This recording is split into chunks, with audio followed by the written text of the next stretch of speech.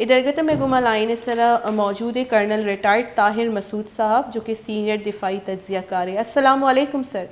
जी वालेकुम अस्सलाम।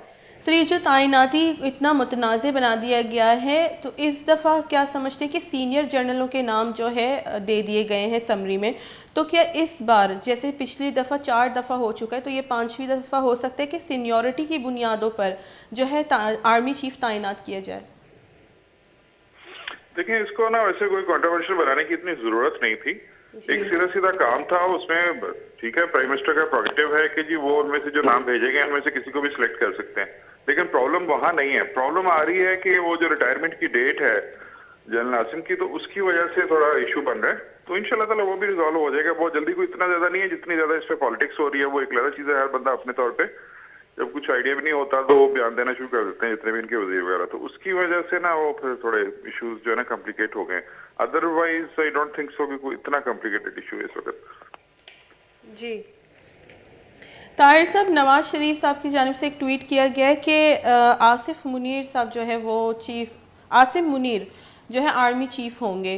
तो फिर क्या लंदन में बैठे वो ऑलरेडी फैसला कर चुके हैं, तो वजीर आजम यहाँ समरी है, तो इतना डिले क्यों किया जा रहा है जब वो ट्वीट भी कर चुके हैं? देखें, इसी ट्वीट और इन्हीं चीजों की वजह से ये डिले हुआ है, क्योंकि जनरल आसिम मुनीर का आपको पता ही है कि 27 को उनकी है रिटायरमेंट।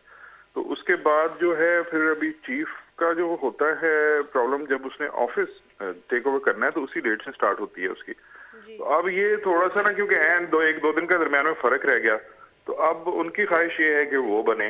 अब एक एज पर रूल तो वो बन नहीं सकते, क्योंकि वो नए चीफ के माने के पहले रिटायर हो जाएंगे 2 दिन पहले, मतलब वो रिटायर हो जाते हैं।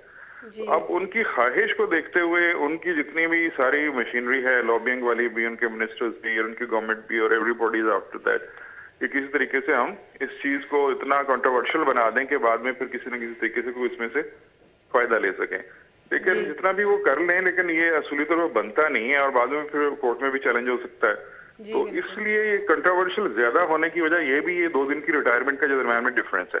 अदरवाइज शायद इतना कंट्रोवर्शियल ना होता कि टोटल 4-5 नाम भेज देते, उसमें जो चीफ की रिकमेंडेशन है वो देख लेते प्रेजेंट चीफ की, और उस रिकमेंडेशन पे चलना है तो ठीक है, तब भी नहीं भी चलना तो किसी का भी नाम दे दें। जिस तरह इमरान खान ने तो ओपन चॉइस दे दी कि आप जिसको मर्जी बना दें।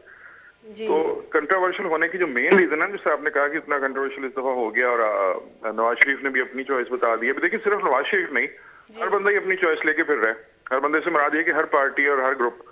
तो उसमें ये है कि अभी पीपल्स पार्टी का कोई और है प्रोग्राम के जी हम फलां को बनाए, नवाज शरीफ का कोई और है। तो ये जो है ना बड़ी अनफॉर्चुनेट है हमारी कंट्री के लिए कि एक ऐसा इंस्टीट्यूशन जो डिफेंस ऑफ पाकिस्तान के लिए है, तो उसको इतना कंट्रोवर्शियल कर दिया जाए कि उसके चीफ के लिए इतनी ज्यादा, जैसे पार्टियों के उम्मीदवार होते हैं, इलेक्शंस होते हैं, इस तरह की सिचुएशन क्रिएट कर दी गई है। तो सर ये जो अहम तैनातियाँ हो जाएंगी तो क्या पाकिस्तान में एक पॉलिटिकल स्टेबिलिटी आ जाएगी या इसी तरह एक अफरा तफरी रहेगी? क्योंकि ये जो अगर जब तक ये तैनाती नहीं होती, जिस तरह से इमरान साहब का मौक़िफ़ है कि इलेक्शंस कराए जाएं, तो जब ये अहम तैनातियाँ होंगी तभी स्टेबिलिटी आएगी, तो इलेक्शंस की जानिब जाएंगे ना?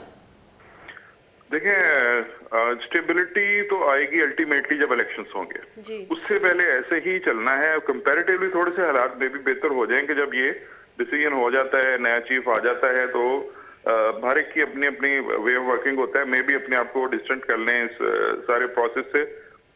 आर्मी का जो अपना रोल है वो उसी को प्ले करें। तो उसकी वजह से थोड़ा बहुत ये जो है ना, जो रोल प्लेइंग है इसके अंदर, जो आर्म ट्विस्टिंग है लोगों की, किसी को किसी के साथ मिला दिया, किसी को किसी का नथी कर दिया, फलां को उसके साथ मिला के गवर्नमेंट बना दो, ये कर दो कर दो, तो ये सारा तोड़ फोड़ जोड़ जो है ना ये खत्म हो जाए। तो जैसे ही खत्म होगा तो कंपैरेटिवली थोड़ी सी स्टेबिलिटी होगी आपके पॉलिटिकल सिस्टम में।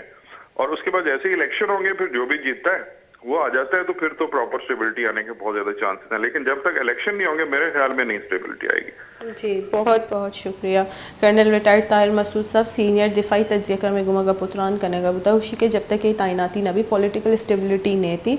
और पॉलिटिकल स्टेबिलिटी वास्ते गिचिनकारी हम अलमिया के गिचिनकारी भी कस इकतदार कहते गुड़ा ये जो पॉलिटिकल इंजीनियरिंग ई दरो उश्ती और इसी तो का भी आर्मी चीफ एक बास अहम किरदार भी थे। और आर्मी चीफ बैग का छे जो बिला वजह इच्चो मुतनाज़े जैसे तरीक़ेकार बनाए नक वे गए, जबकि एक आईन तो का तरीक़ेकार ऐसे अगर आई फॉलो बेकनी अगर कोई मर्दम मुनासिब न लगी भी चैलेंज हम कनक बीती, लेकिन पदा भी इसे इच्चो मुतनाज़े बनाए नक वे गए, इसी वजह से सिर्फ और सिर्फ मुल्क ही नुकसान बे गए देखिए अच्छा इदा हालत दीमा परी।